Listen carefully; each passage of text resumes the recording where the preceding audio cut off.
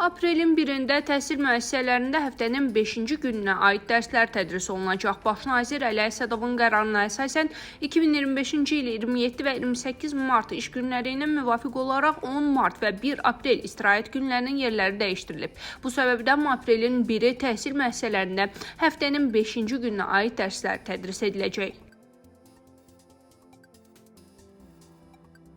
Müğənni İradə İbrahimova qonaqcanlı verilişində ona ünvanlanan qısa sualları cavablandırıb. Anasından danışan sənətçi, anam həmişə deyir ki, ağır ol, qəlblər bir olursa məsafələrin önəmi yoxdur sözlərini deyib.